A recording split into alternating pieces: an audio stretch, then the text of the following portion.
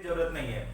देखिए कुछ बुक में आपको किस फॉर्म में लिखेगा कि जो बॉन्ड इंथैल्पी क्या होता है। एक में लिखा होगा कि आपका बॉन्ड फॉर्मेशन है ना, पहला जो होगा आपका क्या हो जाएगा, बॉन्ड फॉर्मेशन एनर्जी। ओके, और दूसरा वाला क्या हो जाएगा कि बॉन्ड डिसोसिएशन इंथैल्पी, ठीक, बॉन्ड डिसोसिएशन एनर्जी और इंथैल्पी, जो भी बोलना है आप बोल सकते हैं। अब इन चीजों में दोनों में डिफरेंस क्या है। देखिए अगर मान लीजिए कोई, अभी हम लोग जब कल पढ़ रहे थे, कल परसों, कि नाइट्रोजन में ट्रिपल बॉन्ड है, ठीक, और फिर आपके पास मान लीजिए ऑक्सीजन में डबल बॉन्ड है, फिर मान लीजिए हाइड्रोजन है। तो इसमें पूछा जाए कि सबसे स्टेबल कौन होगा, कोई बता सकता है आप लोगों में से कौन ज्यादा स्टेबल है?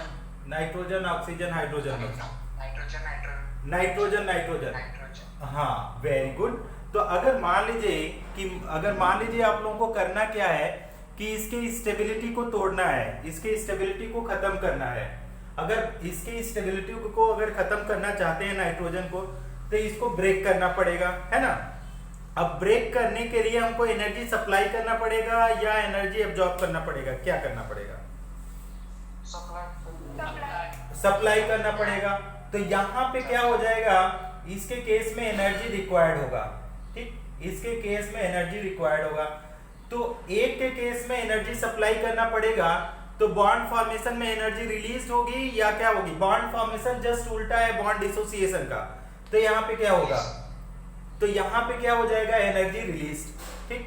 यहीं पे बच्चे क्या करते थे, यहाँ पे कंफ्यूज हो जाते हैं कि हम एनर्जी रिलीज लिखें या एनर्जी सप्लाई लिखें। अब दोनों का डेफिनेशन आप लिख लीजिए, दोनों किसी भी फॉर्म में आप अंडरस्टैंड कर सकते हैं। अब बॉन्ड डिसोसिएशन एंथैल्पी के ऊपर हम लोगों को इस सिलेबस में अपने पास यही है, इसमें क्या लिखते हैं कि it is amount of energy क्या हो जाएगा, required. It is amount of energy required. किस लिए रिक्वायर्ड करना है हम लोगों को एनर्जी रिक्वायर्ड? टू ब्रेक, क्या करना है, ब्रेक करना है bond, break one mole of bond. Okay, तो कितना एनर्जी हमको एक मोल बॉन्ड को ब्रेक करने में जितनी एनर्जी रिक्वायर्ड होगी इज नोन एज, उसी को क्या बोलते हैं, is known as bond dissociation enthalpy. हाँ, बॉन्ड डिसोसिएशन या जो भी लिखना चाहे आप लिख सकते हैं। बॉन्ड डिसोसिएशन मतलब समझना है आपको, बॉन्ड डिसोसिएशन एंथैल्पी, ठीक। अब इसी को दूसरे साइड में अगर लिखें कि कुछ बुक में इसके फॉर्म में लिखा गया है, तो क्या लिख सकते हैं कि it is amount of energy release. It is amount of energy क्या हो रही है, रिलीज हो जाएगी। अमाउंट ऑफ एनर्जी रिलीज, कब रिलीज हो रही है, व्हेन, कब रिलीज हो रही है, when one mole of bond form, जब आप एक मोल बॉन्ड फॉर्म होता है, one mole of bond form. बस इतना सा आपको अंडरस्टैंड करना है।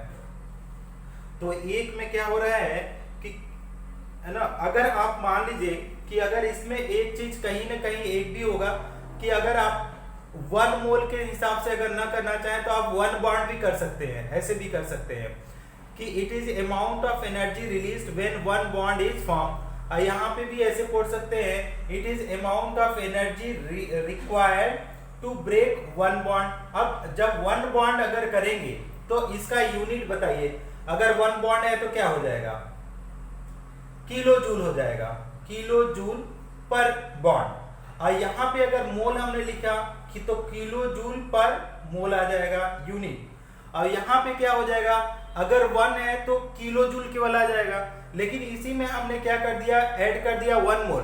तो यहाँ पे जब यूनिट आ जाएगा तो किलो जूल पर मोल आ जाएगा। समझ में आ रहा है बात, क्या कहने की कोशिश कर रहा हूं मैं? हाँ, तो यूनिट का बहुत ही इंपॉर्टेंट रोल है कि अगर यूनिट बोला जाए किलो जूल पर मोल, मतलब एक मोल बॉन्ड की बात कर रहा है, और यहाँ पे किलो जूल पर मोल क्या बोल रहा है, तो भी एक मोल की।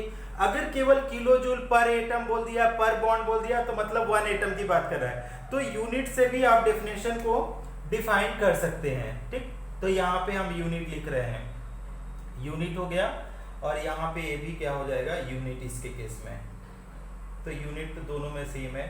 समझ में आया सबको? किसी को कोई प्रॉब्लम है या कोई डाउट है तो पूछ सकता है इसके ऊपर डेफिनेशन को समझने में।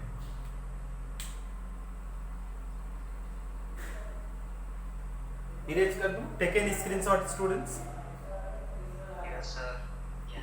ओके, अब हमको करना क्या है, लीजिए लीजिए स्क्रीनशॉट लीजिए। ओके, अब हमको करना है कि कौन कौन फैक्टर्स कौन कौन है जिनके ऊपर हम लोगों का बॉन्ड डिसोसिएशन एंथैल्पी डिपेंड करती है। तो बहुत छोटा सा टॉपिक है ये, आप सेल्फ स्टडी भी करेंगे तो भी आपको समझ में आएगा, बट लिटिल बिट हम इसको कोशिश करते हैं कि आप लोगों को इजीफाई करके बता देते हैं।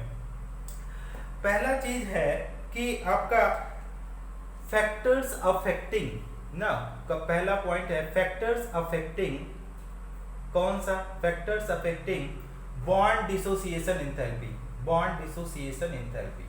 ठीक, तो डिसोसिएशन एंथैल्पी, अब इसके ऊपर बहुत सारे फैक्टर्स हैं, कुछ फैक्टर्स हम लोग देखते हैं। पहला है बॉन्ड ऑर्डर, पहला फैक्टर है बॉन्ड ऑर्डर। तो अभी आप लोगों ने ऑलरेडी बता दिया है कि ग्रेटर द बॉन्ड ऑर्डर, क्या बोला जा रहा है, greater the bond order, greater the bond order, ठीक, greater the bond order, greater will be, greater will be, greater will be energy required, greater will be energy required to break the bond, greater will be energy required to break the bond. अगर ये ज्यादा break the bond, अगर bond को break करने के लिए ज्यादा energy की जरूरत हो रही है, ब्रेक द बॉन्ड, तो आपका क्या हो जाएगा, बॉन्ड डिसोसिएशन एंथैल्पी क्या होगी, बढ़ेगी कि घटेगी, क्या हो जाएगा, कोई बोलेगा? हाँ, बॉन्ड डिसोसिएशन एंथैल्पी इंक्रीजेस, ये हुआ। तो अब क्या बोल रहा है, greater the bond order, greater the bond order लिख लीजिएगा, greater the bond order, greater will be energy required to break the bond, hence bond dissociation enthalpy increases. मतलब क्या हुआ कि आपका बॉन्ड डिसोसिएशन एंथैल्पी, अगर ऐसे लिखना चाहें bond dissociation enthalpy, dissociation enthalpy, तो ये किसके ऊपर डिपेंड करेगा, प्रोपोर्शनल होगा कि इनवर्सली प्रोपोर्शनल होगा? हाँ, डायरेक्टली प्रोपोर्शनल टू क्या हो जाएगा, बॉन्ड ऑर्डर। ठीक, अब इसके ऊपर अगर आपसे क्वेश्चन पूछा जाए, क्वेश्चन इस तरीके से, क्वेश्चन में विच है, question number 1, which is correct order, which is correct, ऐसे लिखिए क्वेश्चन 1, अरेंज द फॉलोइंग, क्या बोल रहा है, arrange the following, arrange the following, किस ऑर्डर में किया जा रहा है, arrange the following in increasing order of, in increasing order of, in increasing order of bond dissociation enthalpy, bond dissociation enthalpy, bond dissociation enthalpy। अब ये कर रहा है कि increasing order of bond dissociation enthalpy में अरेंज करिए। अब आपके पास जो ऑप्शन दिया है, nitrogen double bond nitrogen, oxygen double bond oxygen, इसके बाद आपके पास हाइड्रोजन HF है, और लास्ट में अगर आपके पास देखा जाए तो H बॉन्ड H है। तो इसी को आपको अब अरेंज करना है, इसको आपको अरेंज करना है, या इसको अगर आप इसको कर लीजिए F बॉन्ड F, तो आपको अरेंज करना है कि किस ऑर्डर में, increasing order of bond dissociation enthalpy. कोई बताए तो सबसे कम किसका हो सकता है, क्योंकि यहाँ पे एक एक्सेप्शन भी है, एनीवन हु कैन आंसर, सबसे कम किसका होगा, बस एक, हाँ, HF का होगा कि FF का, HF ना, हाँ, तो यहाँ पे मिस कर गए आप लोग। तो सबसे जो कम होगा, इसका रीजन मैं बता दूंगा अभी, F बॉन्ड F का सबसे कम होगा, ठीक, इसके बाद जो आएगा वो आएगा HF, ठीक है, रीजन अभी बताते हैं आप लोगों को। इसके बाद क्या है, O डबल बॉन्ड O है, और आपका N ट्रिपल बॉन्ड N है। तो ये क्या हुआ, हाँ, ये कैसा होगा, इंक्रीजिंग ऑर्डर ऑफ, ये ऑर्डर हुआ इंक्रीजिंग, रीजन अभी बता रहे हैं, increasing order of increasing order of bond dissociation enthalpy, bond dissociation enthalpy. ठीक, अब आप लोग क्या करिए, देखिए आप लोगों को इधर में तो कोई प्रॉब्लम नहीं हुआ होगा, नाइट्रोजन ऑक्सीजन और इधर में से कोई भी हो जाए, लेकिन इन दोनों में जरूर प्रॉब्लम हुआ आप लोगों को। कुछ लोगों ने बोला कि HF होगा फिर FF होगा। ठीक, तो पहले आप लोग स्क्रीनशॉट लीजिए, फिर इसको मैं एक्सप्लेन करता हूं कि क्यों ऐसा ऑर्डर हुआ।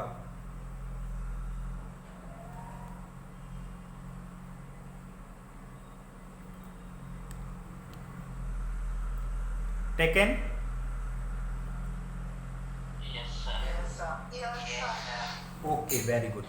तो अब आप लोग अब आपको समझना है कि इन दोनों में क्या कंफ्यूजन है, इन दोनों में। ओके, तो हम इन दोनों का केवल थोड़ा सा बता देते हैं आप लोगों को, क्योंकि इसके ऊपर क्वेश्चन आता है।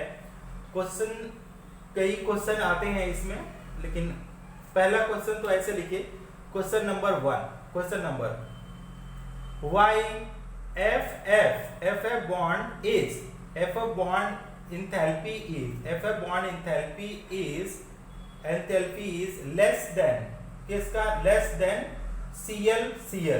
Question number 2 why F single bond F bond enthalpy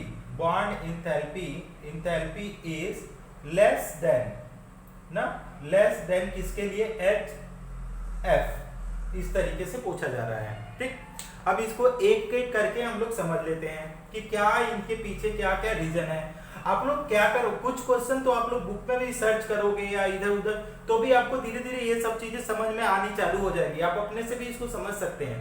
देखिए, अगर आप इसका देखें कि फ्लोरीन को देखें और क्लोरीन को देखें, ठीक, ऊपर से नीचे जा रहे हैं तो साइज क्या हो रही है, साइज डिक्रीज हो रही है ना? यस या नो? बोलो। साइज इंक्रीज हो रही है, साइज इंक्रीज हो रही है, सॉरी साइज इंक्रीज हो रही है।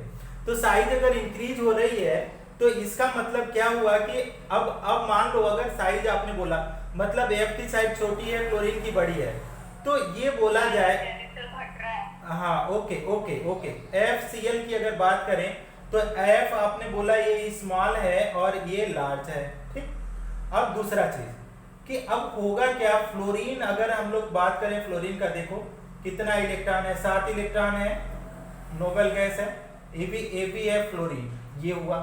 और दूसरा आपके पास है क्लोरीन, थोड़ा सा बड़ा है क्लोरीन, आपने ही बताया, मैं तो डिक्रीज लिखा था, आपने इंक्रीज बताया, मतलब आपने सही बताया कि क्लोरीन की साइज बड़ी है। तो आप ही के हिसाब से आंसर किया जा रहा है, ध्यान से समझिएगा। अब ये हुआ, अब ये जब सिंगल बॉन्ड बनाएगा स्टूडेंट, इस तरीके से सिंगल बॉन्ड बनाया, सिंगल बॉन्ड बनाने के बाद जो रिजल्ट होगा, ये F सिंगल बॉन्ड F बनाएगा और इसके ऊपर ये लोन पेयर इलेक्ट्रॉन आएंगे, ये भी यहाँ पे क्या आ जाएगा, लोन पेयर इलेक्ट्रॉन आएगा, और ये क्या करेगा, इस तरीके से बॉन्ड बनाएगा, इस तरीके से, और ये जब रिजल्ट होगा तो ये क्या बनाएगा, Cl, क्योंकि बड़ा है तो बॉन्ड लेंथ भी बड़ा ही होगा, है ना? तो Cl सिंगल बॉन्ड यहाँ पे थोड़ा बड़ा हुआ। अब यहाँ पे देखिए इस तरीके से, अब आपसे पूछा जाए कि किसमें रिपल्सन ज्यादा होगा, इसमें या किसमें रिपल्सन, फ्लोरीन में या क्लोरीन में, किसमें? फिर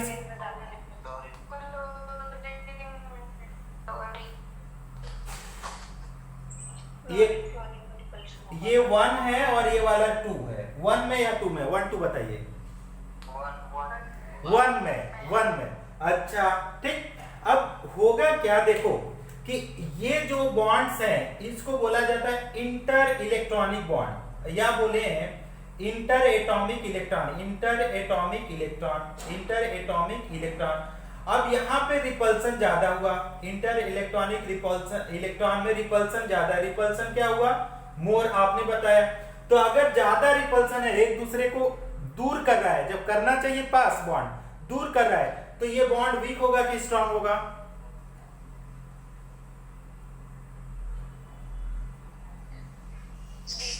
वीक होगा। अच्छा, वेरी गुड। अब मान लो अगर वीक हो गया तो अब तो ये वाला बॉन्ड स्ट्रांग हो गया, तो किस बॉन्ड को तोड़ने में ज्यादा एनर्जी लगेगी, वीक को कि स्ट्रांग को? किस स्ट्रॉन्ग को। तो यहाँ पे तो मोर एनर्जी लगेगा, मोर एनर्जी ब्रोक हो गया, more energy to break, more energy to break. और इसके लिए क्या है वीक में, less energy to break, less energy to break, less energy to break. ठीक है, मतलब क्या हुआ कि FF bond enthalpy less than Cl, क्यों? Because of inter electronic repulsion in fluorine atom. क्या लिखेंगे? Due to small size of fluorine atom there is inter atomic electron repulsion is more ना, inter electronic electron repulsion in fluorine atom is more, as a result bond become weak and less energy required to break the bond. Therefore, fluorine is having less bond dissociation enthalpy than chlorine। समझ में आया आप लोगों को क्या लिखा गया? Yes, sir. Third batch student, third batch girls boys, third batch clear है? Yes, sir. क्लियर? स्क्रीनशॉट लीजिएगा, एक स्क्रीनशॉट लीजिए, फिर दूसरा वाला एक्सप्लेन करते हैं।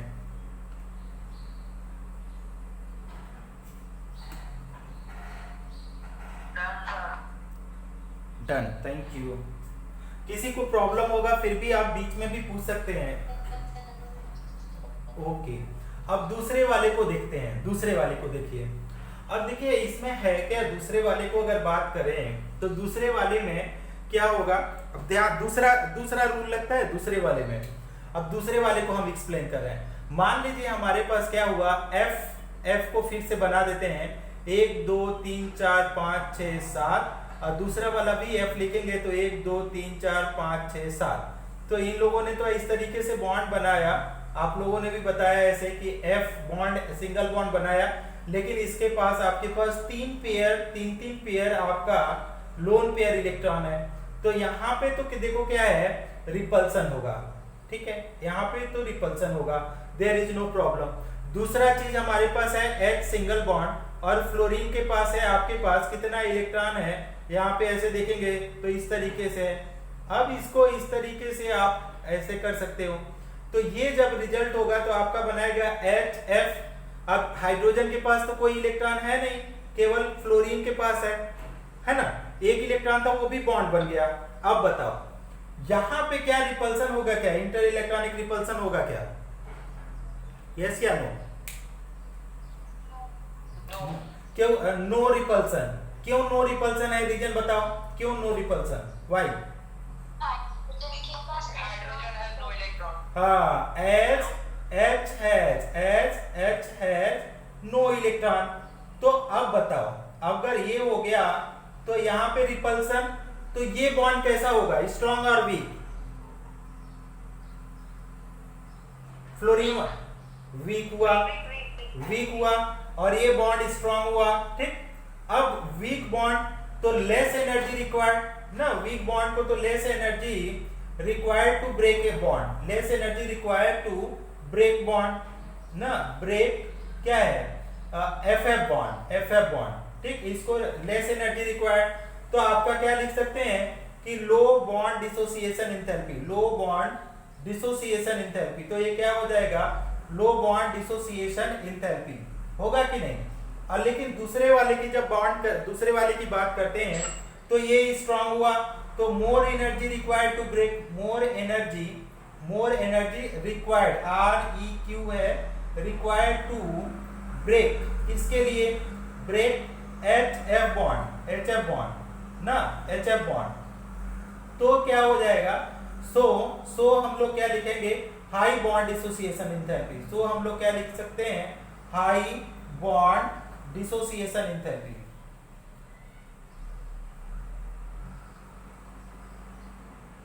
डियर स्टूडेंट, कुछ हवा पानी लगा आप लोगों को? दिखाई दे रहा है कि बहुत छोटा है वर्ड?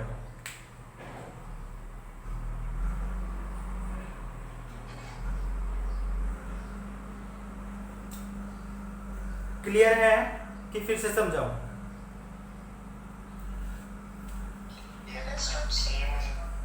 Okay students, okay. तो आप इसका एक स्क्रीनशॉट लीजिए,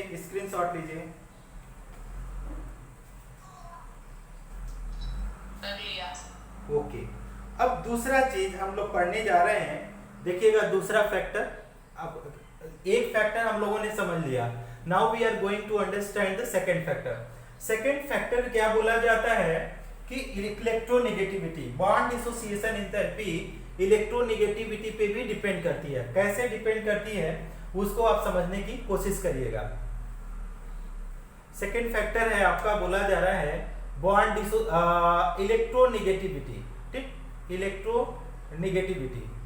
अब किसी भी ग्रुप का आप लेकर के पढ़ सकते हैं, मैं किसी एक ग्रुप का लेकर के पढ़ता हूं कि मान लीजिए हमारे पास क्या है, एक HF बॉन्ड है, दूसरा हमारे पास HCl है, तीसरा है आपका HBr और चौथा आपका HI, ठीक।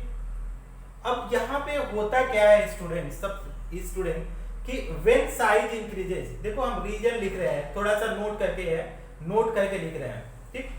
तो क्या है, व्हेन साइज इंक्रीजेस, तो when size increases the bond length also increases, the bond length क्या हो जाएगा, बॉन्ड लेंथ आल्सो इंक्रीजेस, ठीक, bond length also increases. Note number 2, ठीक, नोट नंबर क्या बोला जाता है, नोट नंबर 2 में स्टूडेंट्स ये बोला जाता है कि लार्जर द बॉन्ड लेंथ, ठीक, bond length, larger the bond length क्या बोलता है, bond length, weaker the bond, larger the bond length weaker the bond. जितना ज्यादा बॉन्ड लेंथ होगा उतना ज्यादा वो बॉन्ड क्या हो जाएगा, वीक होगा, ठीक है। और नोट नंबर 3 है कि आपका नोट नंबर 3 क्या है, वीकर द बॉन्ड, ठीक है, वीकर द बॉन्ड, जितना बॉन्ड छोटा है, weaker the bond, lesser the bond dissociation enthalpy, lesser the bond dissociation enthalpy, ठीक। ये तो मतलब आपको पता ही है, फिर भी हम लिख ही रहे हैं ये, क्योंकि सारे बच्चों को पता है, कोरिलेट कर सकते हैं, लेकिन फिर भी मैं लिख देता हूं कुछ लोगों को, अगर उनको थोड़ा सा रिफ्रेश नहीं है तो। अच्छा ये बताइए, इसमें क्या हम लोग इंटर इलेक्ट्रॉनिक रिपल्सन लगा सकते हैं क्या, HF, HCl, HBr, HI, inter electronic repulsion वाला कॉन्सेप्ट लगा सकते हैं क्या, कोई बता सकता है क्या, क्या मैं रिपल्सन का कॉन्सेप्ट नहीं लगा सकते क्योंकि हाइड्रोजन के पास इलेक्ट्रॉन नहीं है। तो अगर अब इसके पास अगर हम लोग इंटर इलेक्ट्रॉनिक रिपल्सन नहीं लगा सकते तो क्या फैक्टर लगाएंगे, इलेक्ट्रोनेगेटिव फैक्टर, इलेक्ट्रोनेगेटिविटी वाला फैक्टर, या आप साइज फैक्टर भी लगा सकते हैं। तो अगर बेटा अगर इलेक्ट्रोनेगेटिविटी फैक्टर लगा दो तो ये बोला जाता है कि बॉन्ड डिसोसिएशन एंथैल्पी, ऐसे लिख लो, बॉन्ड डिसोसिएशन एंथैल्पी, इसको कई under enthalpy proportional to electronegativity, ठीक, इलेक्ट्रोनेगेटिविटी। तो इसको साइज के हिसाब से भी समझ सकते हो और आपका इलेक्ट्रोनेगेटिविटी के हिसाब से भी समझ सकते हो। तो अब आप बताओ कि ऊपर से नीचे जाने पे इलेक्ट्रोनेगेटिविटी बढ़ती है घटती है, क्या होता है, डिक्रीज होती है। तो अगर ऊपर से नीचे जाने पे डिक्रीज होती है और ये क्या है, bond dissociation enthalpy proportional to electronegativity है, तो स्ट्रॉन्गेस्ट बॉन्ड कौन होगा, बोलो, HF हुआ, सुपर, HF स्ट्रॉन्गेस्ट हुआ। इसके बाद कौन सा हो जाएगा, HCl, इसके बाद हो जाएगा HBr और आपके पास लास्ट में आएगा HI, ठीक। तो ये क्या हो गया, डिक्रीजिंग ऑर्डर ऑफ, ये कौन सा हो गया, decreasing order of bond dissociation enthalpy, bond dissociation enthalpy, ठीक। ये तो फर्स्ट इस पे हो गया कि आप ऊपर से नीचे जाते हैं तो इस इलेक्ट्रोनेगेटिविटी वाला कॉन्सेप्ट से गए। अगर मान लो आपको इलेक्ट्रोनेगेटिविटी आपके दिमाग में नहीं आ रहा है तो आप किस में जाएंगे, इसका साइज देखेंगे। तो फ्लोरीन, क्लोरीन, ब्रोमीन, आयोडीन जो भी है, इन सब में ऊपर से नीचे साइज बढ़ गया। जब साइज बढ़ा, when size increases bond length increases. अब बॉन्ड लेंथ जब इंक्रीज होता है तो वो बॉन्ड कैसा हो जाएगा, वीक हो जाएगा। अब बॉन्ड जब भी वीक होगा तो कम एनर्जी लगेगी तोड़ने में। तो इसमें से पूछा जाए कि सबसे वीक बॉन्ड कौन है, HF, HCl, HBr, HI। तो हाँ, थैंक यू स्टूडेंट। सबसे वीक HI बॉन्ड हुआ, सबसे वीक HI बॉन्ड हुआ तो इसी की सबसे कम बॉन्ड डिसोसिएशन एंथैल्पी होगा। तो या तो इधर वाला कॉन्सेप्ट, ये नट सेल वाला कॉन्सेप्ट लगा लो तो भी आपको, मतलब ये तो जनरलाइज कॉन्सेप्ट है कि आपको इलेक्ट्रोनेगेटिविटी वाला दिमाग से उतर गया है तो आप इधर से भी ऐसे समझ सकते हैं अपना कॉन्सेप्ट लगा करके कि अगर साइज बढ़ रहा है बेटा, साइज बढ़ा तो बॉन्ड लेंथ बढ़ा, बॉन्ड लेंथ बढ़ा तो बॉन्ड वीक हो गया, और वीक हो गया तो इजीली ब्रेक हो गया, इजीली ब्रेक हो गया तो कम एनर्जी तोड़ने में लगी, तो कम एनर्जी तोड़ने में लगी तो वही तो बॉन्ड डिसोसिएशन हो गई। तो ऑर्डर हमको ऐसे ही पता चल जाएगा। इज इट ओके और नॉट? ओके, एक स्क्रीनशॉट लीजिए आप लोग, इसको ले लिया स्क्रीनशॉट, इरेज करूं? ओके अच्छा, अब देखिए, अब दूसरा फैक्टर इसी के साथ एक और हम पढ़ा देते हैं। दूसरा जो फैक्टर पूछा गया है वो पूछा गया है एटॉमिक साइज। अब मैं केवल इसका हेडिंग लिख रहा हूं और आप लोग खुद से बताना है ना, हम कुछ भी नहीं बोलेंगे। थर्ड फैक्टर हम लोग जो पढ़ रहे हैं, थर्ड फैक्टर है आपका एटॉमिक साइज। एटॉमिक साइज, तो एटॉमिक साइज अगर बोले तो देखो, बॉन्ड डिसोसिएशन एंथैल्पी ऐसे लिखे हैं, bond dissociation enthalpy, bond dissociation enthalpy. अब ये बताइए एटॉमिक साइज के प्रोपोर्शनल होगा या इनवर्सली प्रोपोर्शनल होगा? Thank you so much. तो ये क्या हो जाएगा? ये हो जाएगा इनवर्सली प्रोपोर्शनल। तो इनवर्सली प्रोपोर्शनल क्या हो जाएगा? Atomic size. जो लोग ओके, थैंक यू स्टूडेंट्स, जो लोगों ने भी आंसर्स किया। अब देखो स्टूडेंट, इसमें यहाँ पे लिखा गया है, देखो क्या लिखा है, when the size increases bond length also increases, larger the bond is weaker the bond less energy। तो अगर ये लार्ज साइज हुआ तो ये घट जाएगा। तो अगर आप लोगों से ये बोला जाए कि हमारे पास क्या है, कार्बन कार्बन बॉन्ड है, ठीक है, कार्बन कार्बन, अब इसको हम कैसे समझाएं आप लोगों को। मान लीजिए कार्बन कार्बन के बीच में ट्रिपल बॉन्ड है, ठीक। इसके बाद अगर दूसरा ले लें तो एक है कार्बन और नाइट्रोजन के बीच में ट्रिपल बॉन्ड है, और लास्ट वाला है नाइट्रोजन और नाइट्रोजन के बीच में ट्रिपल बॉन्ड है। अब बोला जा रहा है कि लेफ्ट टू राइट जब जाते हैं तो आपका साइज क्या होता है, साइज डिक्रीजेज होता है, साइज डिक्रीजेज। अब साइज डिक्रीज हुआ तो बॉन्ड एंथैल्पी क्या हो जाएगा? हाँ, सो हाँ, thank you, okay, very good. So bond dissociation enthalpy increases, bond dissociation enthalpy increases, enthalpy ये क्या हो गया, इंक्रीजेस, ठीक। तो ये वाला ऑर्डर आएगा। Okay okay okay, sorry sorry sorry. अब देखिए,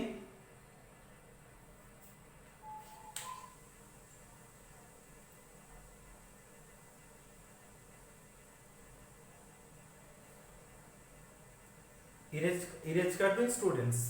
एक सेकेंड, और कैमरा और खराब कर दिया हूं मैं, आधा दिख रहा है, अभी दिख रहा होगा थोड़ा थोड़ा।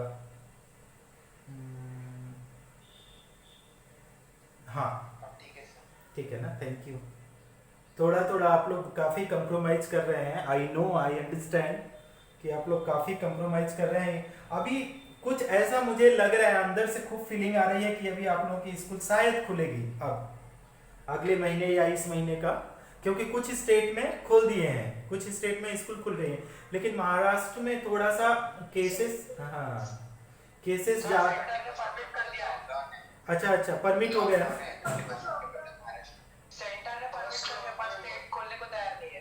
हाँ हाँ, इसीलिए अच्छा, कोई बात नहीं, हम लोग अब हम, लेकिन अब ज्यादा दिन नहीं ये लॉकडाउन रहेगा, डेफिनेटली आप लोगों को मौका अब मिलेगा। लेकिन अब वो जैसे हमारे नहीं, मैं अभी ना 5-6 स्टेट में खुल गया है, 5-6 स्टेट में खुल गया है अभी, अभी हफ्ते में 2 दिन, पता नहीं, एमपी में मेरे कई सारे फ्रेंड जो है ना प्रिंसिपल हैं, तो उन, हाँ एमपी में खुल गया, उधर मेघालय में खुल गया, जम्मू कश्मीर में खुल गया, मतलब 5-6 स्टेट में। नहीं, 9 to 12 ऐसे बोला गया है, 2 शिफ्ट में खोलेंगे, मॉर्निंग शिफ्ट और इवनिंग शिफ्ट में, और वो भी पेरेंट्स के मर्जी के खिलाफ, मतलब पेरेंट्स अलाउ करेंगे तभी, स्कूल की कोई रिस्पॉन्सिबिलिटी नहीं होगी। तो मेरे को तो लग रहा है कि अब आप लोगों को थोड़ा सा होगा। चलिए, अच्छा एक और क्वेश्चन इसके ऊपर करिए। मान लीजिए हमारे पास, बेटा देखो, अरेंज इसको अरेंज करिए, एक क्वेश्चन को अरेंज द फॉलोइंग। देखिए ये सुप वेरी वेरी, अभी तक जितना पढ़े वेरी वेरी कंफ्यूजिंग है, और बहुत बार ये पूछा गया है नीट, जेई, बोर्ड सब में। तो क्या बोला जा रहा है, अरेंज द फॉलोइंग, ऐसे बोला जा रहा है, अरेंज द फॉलोइंग, ठीक, किस ऑर्डर में, in decreasing order of, in decreasing order of bond dissociation enthalpy, bond dissociation enthalpy. देखिए बहुत कम स्टूडेंट इसको याद रख पाते हैं, और जो लोग याद रख पाते हैं उनके लिए बहुत एडवांटेज है, क्योंकि कई बार पूछा गया है, रेगुलर पूछा जाता है नीट जेई में। अब देखो इसमें क्या दिया गया है कि पहले हमारे पास क्या है, एफ डैश एफ है, दूसरा है सीएल डैश सीएल है, तीसरा है आपका बीआर बीआर है ना, बीआर बीआर है, और चौथा आपका आई बॉन्ड आई है, ठीक। अब इसी का पूछा जा रहा है कि आप बॉन्ड डिसोसिएशन एंथैल्पी में अरेंज करिए। तो कोई बताएगा कि सबसे कम किसका होगा, या सुपर आई का सबसे कम होगा, ठीक, ये तो सबसे कम आपने बता दिया। सबसे ज्यादा किसका होगा,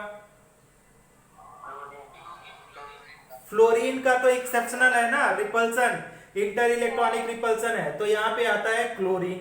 तो सीएल का सबसे ज्यादा हुआ, इसके बाद किसका होता है, बीआर का होता है, इसके बाद किसका होता है, फ्लोरीन, और आपका कौन सा आता है, फ्लोरीन का आता है। और सबसे कम जो बॉन्ड डिसोसिएशन एंथैल्पी है आप लोगों ने बताया था, तो ये ऑर्डर होता है, आराम से एकदम ध्यान से बैठा लीजिए अपने दिमाग में, कि आपका फ्लोरीन का क्लोरीन ब्रोमीन से कम और आयोडीन से ज्यादा। तो ये क्या हो जाएगा, डिक्रीजिंग ऑर्डर ऑफ, ये क्या है, decreasing order of bond dissociation enthalpy, order of bond dissociation enthalpy, ठीक। अगर आप लोगों से रीजन पूछा जाए तो आप क्या रीजन देंगे बताइए, सारे के लिए क्या रीजन देंगे, फ्लोरीन वाला तो एक्सेप्शन है, इधर से नीचे जा रहे हैं तो साइज बढ़ रही है, क्लोरीन ब्रोमीन आयोडीन, तो साइज बढ़ रही है तो बॉन्ड वीक हो रहा है, लंबा बॉन्ड वीकर बॉन्ड, तो ये बॉन्ड डिसोसिएशन एंथैल्पी कम हुआ। अब फ्लोरीन का जब केस उठाएंगे तो क्या बोलेंगे, फ्लोरीन के लिए क्या रीजन देंगे कि फ्लोरीन का क्यों इन दोनों से कम है। हाँ, thank you, okay, super, because of inter electronic repulsion fluorine का क्या होता है, बॉन्ड वीक हो जाता है, किससे, क्लोरीन और ब्रोमीन के से, तो उसका बॉन्ड एंथैल्पी भी क्लोरीन ब्रोमीन से कम होता है। समझ में आ गया सबको,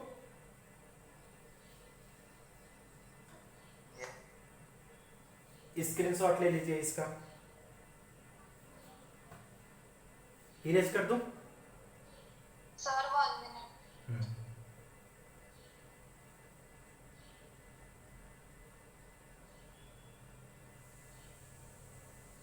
हो गया, ओके। अब इसी पे कुछ और क्वेश्चन आप लोग खुद से ही बताइएगा, ये सब क्वेश्चन तो आप लोग खुद ही बता रहे हो, मैं तो केवल क्वेश्चन पुट अप कर रहा हूं, मैं तो बता भी नहीं रहा हूं, बट अब इसलिए बोला जा रहा है कि अभी में हमारे पास ना इसके बाद का शेड्यूल का माइक्रो शेड्यूल नहीं है, माइक्रो शेड्यूल, तो अभी जो 1-2 दिन टाइम बचा है उसमें ऐसे ही थोड़ा थोड़ा हम लोग करते हैं क्वेश्चंस को। अच्छा एक और क्वेश्चन इसी के ऊपर बताइए, मान लीजिए हमारे पास कार्बन ऐसे बॉन्ड है और सिलिकॉन है, एक क्वेश्चन है हमारे पास, तो ये बोला जा रहा है कि इसको बॉन्ड डिसोसिएशन एंथैल्पी के रूप में बताइए कि which have more BE, which have more BE, which have, क्या लिखेंगे, more BE, which have more bond energy, किसके पास ज्यादा बॉन्ड एनर्जी है, कोई बता सकता है क्या? हाँ, तो आंसर हो जाएगा, आंसर ये कार्बन का ज्यादा होगा, क्यों सल्फर ना, सल्फर सल्फर नहीं, ये SiSi है, SiSi से क्यों ज्यादा होगा? रीजन क्या है आपका? साइज बढ़ेगा तो बॉन्ड डिसोसिएशन एंथैल्पी घट जाएगा, तो स्मॉलर साइज मोर बॉन्ड डिसोसिएशन एंथैल्पी, तो ये हो गया। अगर इसी तरीके से अगर हम ले लें ऑक्सीजन ऑक्सीजन को ले लें, क्वेश्चन ऑक्सीजन ऑक्सीजन को ले लें और सिलिकॉन सिलिकॉन को ले लें, तो बताइए तो किसकी ज्यादा होगी? आंसर में बोलिए, किसका ज्यादा? हाँ, तो ऑक्सीजन और ऑक्सीजन की ज्यादा होगी कंपेयर टू सल्फर सल्फर, ऐसा ही नहीं है, compare two sulphur bond sulphur. ये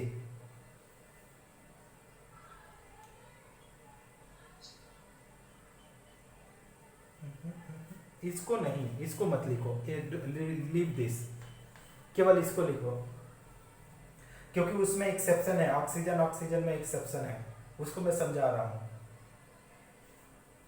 इसको लिख लिया, इसको एक स्क्रीनशॉट ले लीजिए, ऑक्सीजन ऑक्सीजन का मैं समझाता हूं आपको, इरेज करता हूं इसको। अब देखिए ऑक्सीजन और सल्फर के साथ में भी वही फ्लोरीन वाला केस चलता है, अगर वो सिंगल बॉन्ड है तो, सिंगल बॉन्ड के केस में। तो क्वेश्चन ऐसे है, क्वेश्चन कि आपका O सिंगल बॉन्ड O, ठीक है, ये कैसा है? सिंगल बॉन्ड की बात कर रहा है, सिंगल बॉन्ड, ठीक है, सिंगल बॉन्ड इज, क्या बोला जा रहा है? इज वीकर देन किसके लिए? वीकर देन किसके साथ होगा? Sulphur, single bond sulphur. एक क्वेश्चन ये हुआ, ठीक। दूसरा question number 2, nitrogen single bond nitrogen, फिर से मैं लिख रहा हूं सिंगल बॉन्ड, ट्रिपल की बात नहीं कर रहा हूं, सिंगल बॉन्ड क्या है? इज वीकर देन किसके? वीकर देन किसके साथ? ये बोल रहा है weaker then P single bond P, ठीक। अब इसको समझ लीजिए, अगर आप जितना अच्छे से समझ लेंगे उतना आपके लिए आसान हो जाएगा। एक मैं बता देता हूं, दूसरा आप खुद से समझिएगा।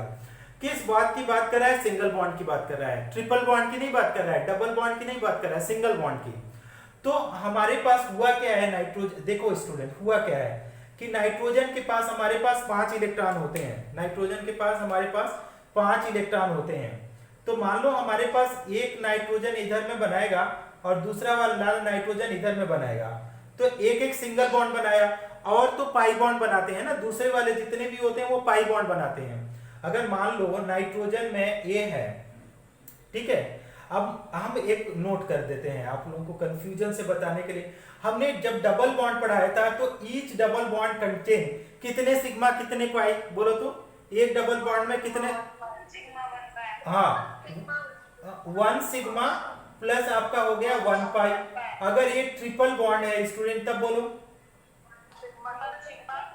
1 सिग्मा 2 पाई। Very good. अब इसी को देखो, हाँ ओके बेटा, ओके। अब इसको इसी में अप्लाई कर दो, ठीक।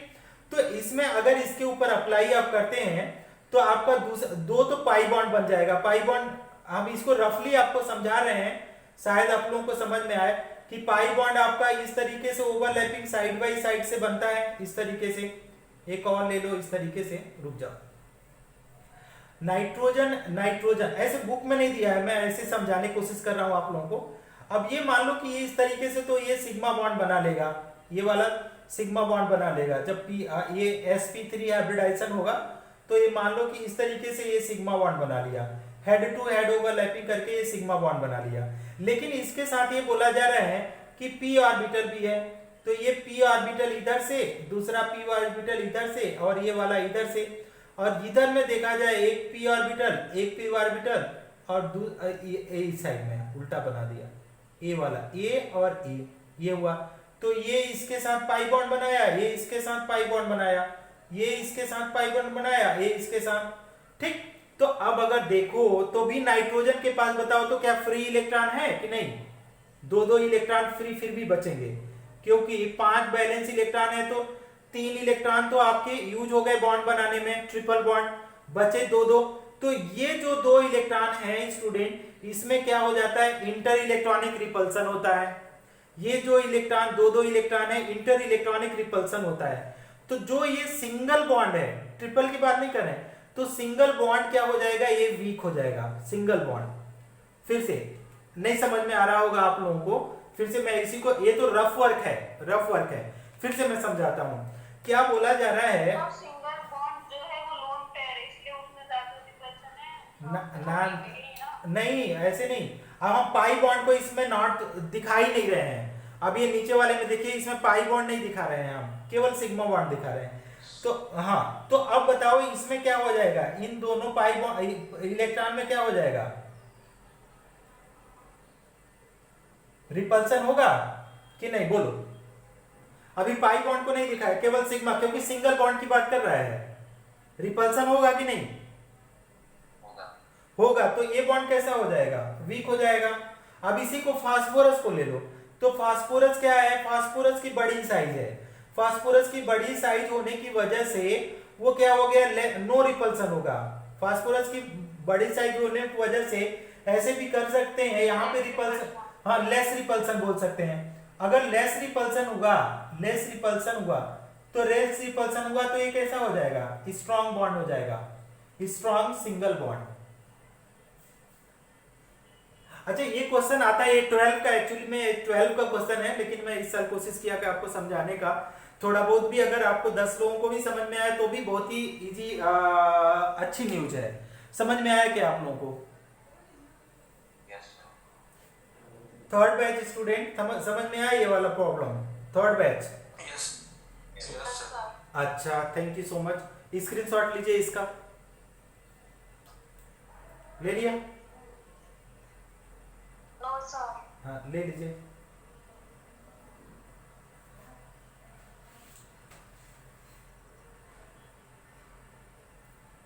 नीचे वाले में पाई बॉन्ड बताया ना, पाई बॉन्ड ये वाला यहाँ पाई बॉन्ड दिखा रहा हूं, लेकिन इस क्वेश्चन में पाई बॉन्ड की बात ही नहीं कर रहा है, केवल सिग्मा की। इधर मैंने दिखाया है कि ट्रिपल बॉन्ड वाला, लेकिन यहाँ पे केवल सिग्मा बॉन्ड है। दोनों सिंगल बॉन्ड है बेटा, तो ये क्या है, सिंगल बॉन्ड। ए भी सिंगल है, ए भी सिंगल है, लेकिन बड़ा साइज होने की वजह से क्या है, रिपल्सन कम है। रिपल्सन कम है तो स्ट्रॉन्ग बॉन्ड है। छोटा साइज होने की वजह से रिपल्सन है तो वीक बॉन्ड है। इरेज कर दो, बोलो। अब ऑक्सीजन ऑक्सीजन और सल्फर सल्फर आप लोग खुद से करना, क्योंकि काफी टाइम इसमें लग जा रहा है। कर लेना, नहीं समझ में आएगा मुझे व्हाट्सएप करना, है ना। जो लोग बच्चे क्वेश्चन पूछे हैं वो लोग थोड़ा सा एक आध बार और दिन में पूछ लिया करो। रात में आप लोग 1 बजे 12 बजे पूछते हो, मैं फिर भूल जाता हूँ अगले दिन।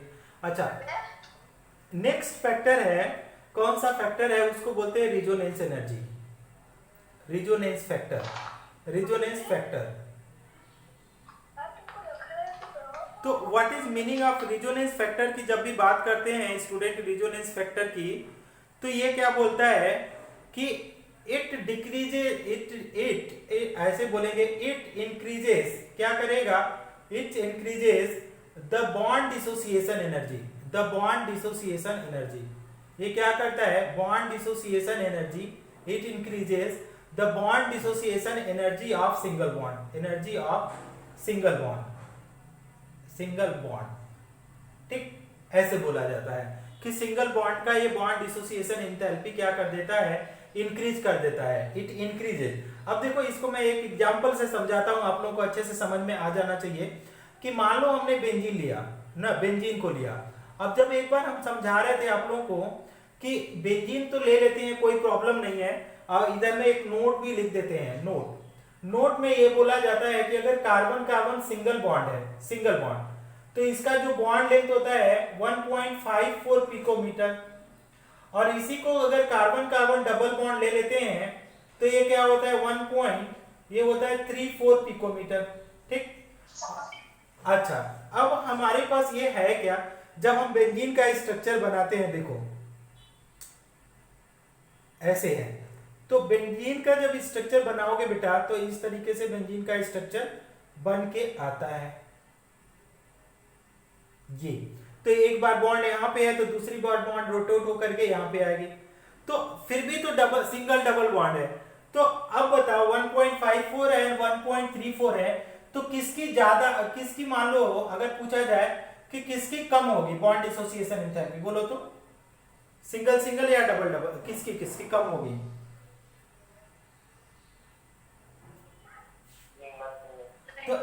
ये लेस हो जाएगी, ये मोर हो जाएगी।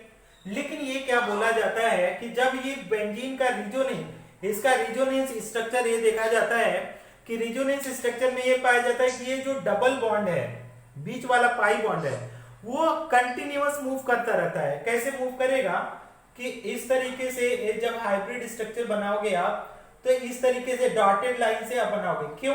क्योंकि ये पाई बॉन्ड डीलोकलाइज होता है ना। पाई बॉन्ड ऐसे लिखेंगे, pi bond delocalise, pi bond delocalise. Delocalise का मतलब और क्या बोलते हैं, पाई बॉन्ड क्या बोलता है, कंटिन्यूअस मूविंग, कंटिन्यूअस, या pi bond regular moving, regularly ये मूविंग कर, रेगुलरली क्या बोल रहा है, मूविंग कर रहा है। तो रेगुलरली मूविंग हुआ तो इसमें क्या हो गया कि हर के पास डबल बॉन्ड कैरेक्टर है। दैट इज किसके घर से बर्तन की आवाज आ रही है, दैट इज क्या लिख सकते हैं, ईच बॉन्ड है, ईच बॉन्ड है, क्या हुआ, ईच बॉन्ड है double bond character, double bond character. ठीक, अगर डबल बॉन्ड कैरेक्टर हुआ तो बॉन्ड एंथैल्पी बताओ बढ़ेगी कि घटेगी, बोलो। बढ़ेगी। Thank you so much. So bond dissociation enthalpy increases, bond dissociation enthalpy increases.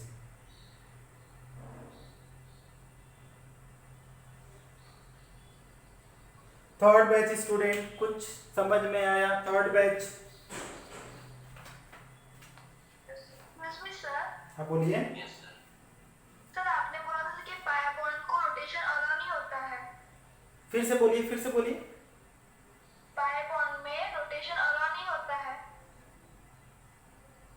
हाँ, सुपर सुपर सुपर। क्या फिर आपने यहाँ पे लिखा है ना कि पाया बॉन्ड रेगुलरली मूविंग करके। क्या नाम बोलिए, आप नाम बोलिए अपना। Kanak. Kanak, okay okay, thank you so much, very nice question, very nice question, super. अब देखो कनक, ये क्या है, कैसे रोटेशन की बात किया जा रहा है कि पाई बॉन्ड लिखे हैं ना आप, इसमें क्या करो कि पाई बॉन्ड की जगह आप ऐसे करो पाई बॉन्ड, अब इसमें ज्यादा अगर प्रॉब्लम है तो पाई इलेक्ट्रॉन कर दो। ठीक, मतलब वही है, यहां पे भी पाई इलेक्ट्रॉन करो, मतलब वही है। ऐसे अभी फिर से समझाएंगे आपको, ध्यान से समझना। इस बॉन्ड है डबल बॉन्ड कैरेक्टर, समझो। अब हम जब पाई बॉन्ड पढ़ा रहे थे बेटा तो ऐसे बोल रहे थे पाई बॉन्ड कि जब हमारे पास जब पाई बॉन्ड बन के आ रहा था, देखो कार्बन कार्बन के बीच में हम बना देते हैं, तो ये सिंगल बॉन्ड है तो कोई बात नहीं है। अच्छा, और यहाँ पे पाई बॉन्ड है आपका, ध्यान से समझना, यहाँ से पाई बॉन्ड ये, और यहाँ पे भी कार्बन कार्बन इसी तरीके से पाई बॉन्ड। अब हम क्या बोल रहे थे आपको उस समय, क्या बोल रहे थे, ये हो गया और एक कार्बन कार्बन हमने सिंगल बॉन्ड ले लिया। तो कैसे लिया कार्बन कार्बन सिंगल बॉन्ड कि ये इधर से ये ओवरलैप किया और इधर से ये ओवरलैप किया, है ना। अब देखिए ये क्या है, हुक है, ये वाला हुक है। हुक कैसा है, जैसे हम उस बार भी बताए थे कि ये पेन के ढक्कन की तरह है, तो पेन के ढक्कन की तरह है तो इस तरीके से रोटेट करोगे तो ये रोटेट हो जा रहा है, हो रहा है ना ये। अब यहाँ पे क्या है, ये वाला बॉन्ड, तो ये बॉन्ड क्या है कि एक बॉन्ड देखो कहां पे है, ऐसे, दूसरा बॉन्ड कैसे है, ऐसे, फिर एक बॉन्ड कैसे, ऐसे, और तीसरा ये है। अब ये क्या करो कि एक को क्या करो, एक को इस साइड और दूसरे को उल्टा साइड ऐसे घुमाओ, ढक्कन को नीचे से और इसको ऊपर से, तो देखो तो ऐसे घुमाओगी तो ये टूटेगा, टूटेगा, है ना, लेकिन ये तो आराम से घूमेगा, ये तो देख। अब ये वाला क्या है, ये वाला स्ट्रक्चर क्या हुआ है, ये वाला कि इसमें इलेक्ट्रॉन डीलोकलाइज हो रहा है, यहाँ पे इलेक्ट्रॉन डीलोकलाइज हो रहा है, लेकिन पाई बॉन्ड जो हो रहा है वो नहीं डीलोकलाइज हो रहा है। एक स्क्रीनशॉट लो, इसको फिर से समझाते हैं, take a screenshot, take screenshot. अच्छा क्वेश्चन पूछा है, बहुत अच्छा है, कनक ने अच्छा क्वेश्चन पूछा। टेक स्क्रीनशॉट, इसको क्लियर करते हैं अपना। ओके, अच्छा, इसको इसी को समझा के हम आज खत्म कर देंगे लेक्चर को, इसका डाउट करके देखो।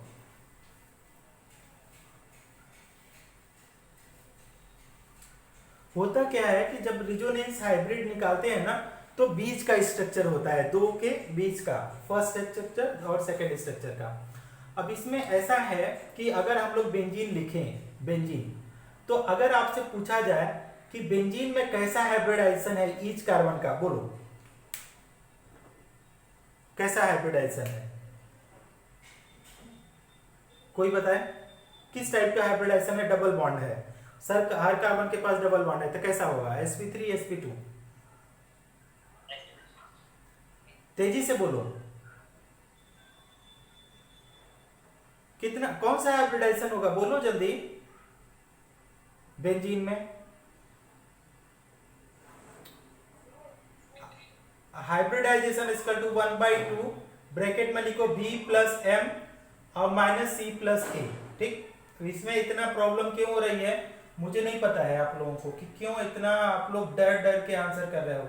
देखो है ना, हालांकि डर डर के आंसर करने में भी बुराई नहीं है, कोई आप लोग मास्टर तो हो नहीं है ना कि आप लोग फट से किसी ने पूछा आप तुरंत आंसर कर दो, है ना, लेकिन गलत सही बोला करो ना। अब देखो यहाँ पे डबल बॉन्ड है, ये बेंजीन का एक्सटेंडेड है, ये दूसरा है। ऑर्गेनिक केमिस्ट्री में बताऊंगा कि इसको बोलते हैं कंडेंस स्ट्रक्चर, इसको बॉन्ड लाइन फार्मूला बोलते हैं, ये सब आएगा। अब मान लो कार्बन 1 है, ये कार्बन 1, तो मान लो हाइब्रिडाइजेशन C1 की बात करें तो ये 1/2 आ जाएगा। कार्बन के पास वैलेंस इलेक्ट्रॉन बोलो कितना है, 4। अब इसी कार्बन 1 के पास देखो सिंगल बॉन्ड कितना है, 2। अब कैटायन एनायन तो है नहीं तो -0 + 0 प्लस के साइन जाएगा। हाँ, तो आपका 1/2 इंटू क्या हो जाएगा 6, ये आया 3 आया, मतलब क्या हो जाएगा sp2। तो ये कौन सा शेप बताओ, इसका शेप कैसा होगा, हाँ ट्राइगोनल प्लेनार, ठीक। अच्छा वेरी गुड, स्क्रीनशॉट लो इसका, क्योंकि बहुत लोग हाइब्रिडाइजेशन नहीं बता रहे थे, इसका स्क्रीनशॉट लो आप लोग, क्योंकि मेरे पास जगह कम बचेगा इसलिए मैं बोल रहा हूं। ले लिया, थर्ड बैच स्टूडेंट्स। हाँ कनक का केवल आंसर कर रहा हूं जो उसने बोली है, उसका जो क्वेश्चन है। अब आप लोगों ने बोला कि sp2 है, हमने क्या लिया, कार्बन लिखा, ठीक। अब यहाँ पे क्या किया कि कार्बन के बीच में एक बार डबल बॉन्ड, फिर क्या हुआ हमारे पास डबल बॉन्ड बनेगा, इसके बाद सिंगल बॉन्ड बनेगा, फिर अल्टरनेट डबल बॉन्ड बनेगा, फिर सिंगल बॉन्ड बनेगा, फिर आपका डबल बॉन्ड बनेगा, इस तरीके से, ठीक। अब हमारे पास अगर इस तरीके से लिखें या तो ऐसे, रुक जाओ, ये लेकिन हायर लेवल का है, ये जो है क्वेश्चन, इस तरीके मैंने सिंगल बॉन्ड को ऐसे बना दिया है, ठीक। इसके ये हो गया सिंगल बॉन्ड बनाओगे तो हर जगह पे आपका क्या हो जाएगा, हाइड्रोजन लगाओगे, तो हर जगह अगर हाइड्रोजन लगाओगे, क्योंकि ये ट्राइगोनल आप लोगों ने बोला है, तो इस तरीके से अगर आप किसी भी स्ट्रक्चर को लोगे, तो अगर आप देखोगे तो ये वाला इससे मिला दो, इस वाले कार्बन को इससे मिला दो, यहां से इसको इससे मिला दो, तो ये वाला क्या हो जाएगा, ट्राइगोनल प्लेनार, क्योंकि हर कार्बन क्या है, ट्राइगोनल प्लेनार बना रहा है। अगर इसी तरीके से आप क्या करो कि इसको यहां से लो और इसको यहां से इसको मिला दो इस तरीके से, तो ये भी ट्राइगोनल प्लेनार आएगा, ट्राइगोनल प्लेनार। किसी भी कार्बन को इस तरीके से मिला दो, इसको इससे मिलाओ, इसको इससे मिलाओ, इसको इससे मिलाओ, तो ये भी क्या हो जाएगा, ट्राइगोनल प्लेनार। सब में यही आएगा, किसी को किसी से मिला दो, इसको ऐसे मिलाओ, इसको ऐसे, फिर ऐसे, ये भी ट्राइगोनल प्लेनार, इसको ऐसे मिलाओ, इसको ऐसे मिलाओ, फिर इसको ऐसे, ये भी ट्राइगोनल प्लेनार, इसको ऐसे मिलाओ, इसको ऐसे मिलाओ, इसको मिलाओ, ये भी ट्राइगोनल प्लेनार। तो ये तो हर कार्बन का हुआ, इतने से मतलब नहीं है मुझे, इसको मैं इरेज कर रहा हूं, इतने इससे मतलब ही नहीं है, मैं केवल मूवमेंट दिखाना चाहता हूं कि कैसे डीलोकलाइज हो रहा है इलेक्ट्रॉन का। तो डीलोकलाइज का ये बोला जाता है कि अभी कार्बन का बॉन्ड आप लोगों ने देख लिया, अब कार्बन सिंगल बॉन्ड तो आपको समझ में आ गया, लेकिन इसके साथ ये क्या बोलता है, बेंजीन के साथ पाई बॉन्ड भी है। तो पाई बॉन्ड कैसा है कि एक ऑर्बिटल इस तरीके से है, इस तरीके से हर कार्बन के साथ, ठीक, ये ध्यान से समझना। तो यहां पे क्या होगा, देखो ये वाला हुआ, तो ये वाला इसके साथ बनाएगा, ये फिर अल्टरनेट है तो ये, फिर अल्टरनेट है तो ये, ठीक। अब ये क्या हो गया, दूसरा जब स्ट्रक्चर आप बनाओगे कार्बन का, तो ये होगा क्या स्टूडेंट, ऐसे समझ ही लो, डिटेल में ही समझ लो। अब इतना मेहनत कर लिए तो थोड़ा सा और मेहनत कर लो। तो carbon carbon carbon carbon carbon carbon carbon, तो ये हुआ इस तरीके से। सिंगल बॉन्ड आपको समझ में आ गया है, हर जगह हाइड्रोजन है, हाइड्रोजन वाला सिंगल बॉन्ड हम लोगों ने नहीं दिखाया है, केवल कार्बन वाला सिंगल बॉन्ड दिखाया है। यहाँ पे भी हाइड्रोजन है, हाइड्रोजन वाला बॉन्ड नहीं दिखा रहा हूं, अंडरस्टूड है, ठीक, क्योंकि पाई बॉन्ड दिखा रहे हैं। तो ये इस तरीके से हुआ, ये इस तरीके से, ये इस तरीके से, ये इस तरीके से, this is this is this is और this is and this is. तो अब ऊपर वाला यहाँ था, तो अब ये ऐसे आएगा, ठीक, ये आया, फिर ये ऐसे आएगा ना, इसके बाद ये नहीं, ये फिर कौन सा, ये देखो। अब यहाँ पे हुआ क्या है, इसमें ये वाले इलेक्ट्रॉन जो थे, ये वाले जो इलेक्ट्रॉन थे, ये जो इलेक्ट्रॉन थे, ठीक, ये इलेक्ट्रॉन क्या होंगे, दूसरे वाले में क्या हुए, ट्रांसफर हुए, मूव किए हैं। लेकिन ये रोटेशन हुआ है क्या, यहाँ पे रोटेशन हुआ है क्या, कि ऐसी लाइन है तो एक इस डायरेक्शन में रोटेशन, एक इस डायरेक्शन में रोटेशन हुआ है क्या, केवल क्या हो रहा है, इलेक्ट्रॉन का डीलोकलाइज हो रहा है, कि इस ऑर्बिटल से इलेक्ट्रॉन कहां पे चला गया, इस से, फिर यहाँ, फिर ये वाला इलेक्ट्रॉन जो था बॉन्ड इधर इधर शिफ्ट हो गया। ये केवल इलेक्ट्रॉन का मूवमेंट हो रहा है, लेकिन ये क्या हो रहा है, इस तरीके से नहीं बोल रहा है कि बॉन्ड क्या हो रहा है, रोटेशन। यहाँ पे रोटेशन की बात ही नहीं किया जा रहा है। रोटेशन का मतलब होता है किसी एक्सिस के ऊपर रोटेट कराना, किसी एक्सिस के, मान लो कैसे आपको समझाओ, कि मान लो ये एक्सिस पे है, जेड एक्सिस, अब इसको क्या किया जा रहा है, रोटेट किया जा रहा है, तो दैट इज कॉल्ड रोटेशन।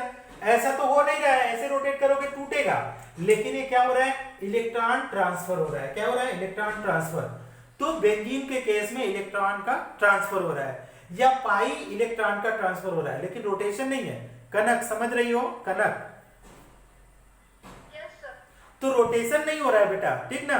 तो आप जो क्वेश्चन पूछा था कि सर इसमें कैसे आप बता रहे हैं कि डबल बॉन्ड इधर हो रहा है, तो वो पाई इलेक्ट्रॉन का ट्रांसफर हो रहा था, कि यहां से इन दोनों से इसमें चला जाता है। ये जब आप हायर क्लासेस में जाओगे ना, स्पेक्ट्रोस्कोपी पढ़ोगे ग्रेजुएशन में, तब ये मजा आएगा पढ़ने में। तब हम लोग तो पढ़े हैं हायर क्लासेस में, तो हम लोगों को तो इससे भी ज्यादा डीप जा सकते हैं, लेकिन अभी थोड़ा थोड़ा गया है, अभी हम लोग गए हैं। केवल ये पाई इलेक्ट्रॉन, पाई ऑर्बिटल बना है, किसी को समझ में आया कि नहीं बताओ। ये कैसे कार्बन का था, देखो कार्बन का, तो कार्बन का ऐसे था कि आपका एक एक्साइटेड स्टेट में क्या था, 1s2 था, 2s1, 2p क्या था, 2p3। तो इसमें हुआ क्या कि आप लोगों ने अभी बोला था कि कौन सा हाइब्रिडाइजेशन गया था, कि ये हाइब्रिडाइजेशन गया था sp3 वाला, sp2। तो sp2 गया तो एक तो अनहाइब्रिड बचा ना, ये अनहाइब्रिड p ऑर्बिटल डबल से।